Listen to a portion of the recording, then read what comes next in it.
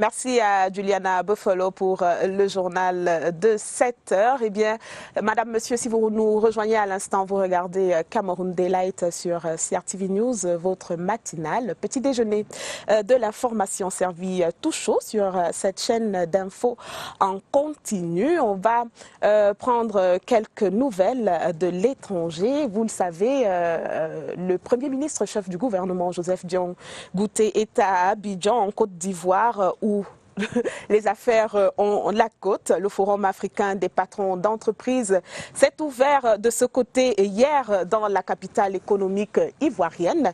Et le Premier ministre chef du gouvernement représente donc le président de la République à ce forum. Joseph Dion Gouté était aux côtés du numéro 1 ivoirien Alassane Ouattara et de nombreux chefs d'État. On reste en Côte d'Ivoire. L'opposant Tidiane Thiam démissionne de la présidence du Parti démocratique de la Côte d'Ivoire, en abrégé le PDCI.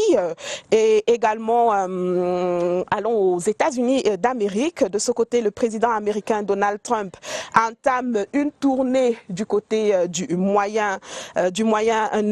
Et puis en Turquie, le Parti des travailleurs kurdes, PKK, annonce sa dissolution après plus de 40 ans de lutte armée. Voilà ce qu'on peut dire en quelque sorte pour les nouvelles de l'étranger. Et sans transition, on va accueillir notre invité. Le premier de cette matinale, c'est un écrivain, Ramat Abadjida. Bienvenue à Cameroun Daylight. Merci beaucoup, Madame Yvonne. C'est un plaisir de vous recevoir ce matin. Vous venez nous parler de votre œuvre, votre tout premier roman, j'imagine bien, et c'est Aïcha à la barre, si je vois bien, oui, Aïcha à la barre. Oui. Votre tout premier roman. Alors, dites-nous de quoi vous parlez dans celui-ci. Merci beaucoup, Madame Yvonne, de m'avoir offert cet instant pour parler de mon tout premier roman, Aïcha à la barre. C'est un roman qui relate un peu l'histoire d'un jeune garçon, Khaled, de la classe de 6e jusqu'en terminale. Il rencontra cette belle demoiselle Aïcha. Vous savez, à cet âge de la vie, l'amour ou bien les sentiments sont sincères et sans artifice. C'est pourquoi j'ai essayé de relater un peu leur histoire, le vécu durant ces années. Le jeune garçon s'est battu corps et âme, sacrifice, pour essayer de conquérir le cœur de cette demoiselle Aïcha, qui au début était également sincère avec lui, qui à travers, durant cette période, lui a montré cet amour, mais malheureusement, vous savez, la vie est une enseignante sévère et parfois, les leçons qu'elle nous dispense sont ardues.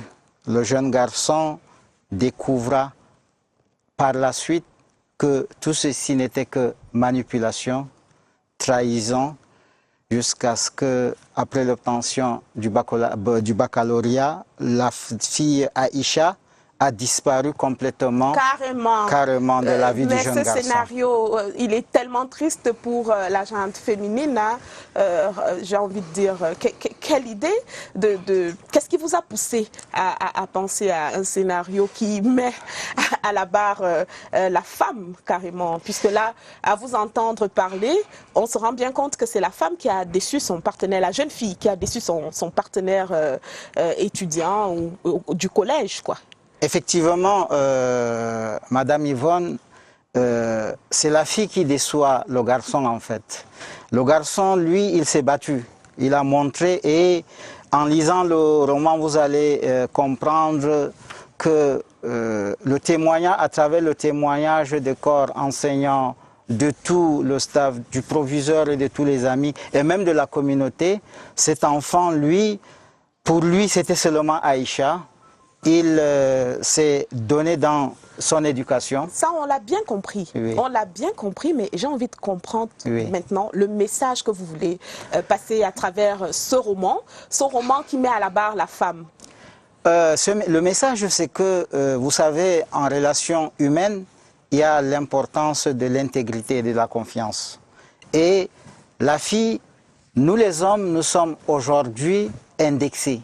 C'est que en amour, ce n'est que les femmes qui subissent. Je voulais, à travers ce roman, montrer également qu'en amour, c'est vrai qu'il y a les causes qui défendent les femmes, le féminisme. Nous, les hommes également, nous avons besoin de ce soutien sentimental. Nous avons également besoin des hommes qui se lèvent pour défendre un peu cette cause, cette injustice. C'est à travers ce message, c'est cela que je voulais montrer également aux autres, donc à mes vous vouliez lecteurs. montrer que les femmes ne sont pas les seules victimes, qu'il y a bien des femmes aussi qui abandonnent des hommes. Et donc les hommes aussi souffrent de chagrin d'amour, de déception, de trahison, et j'en passe. Permettez-moi de vous poser une question un peu personnelle. C'était votre histoire, c'est votre vécu? Merci Madame Yvonne, c'est pas mon vécu, mais c'est un vécu d'un de mes amis. Oui. Dès la 6e, je l'avais constaté.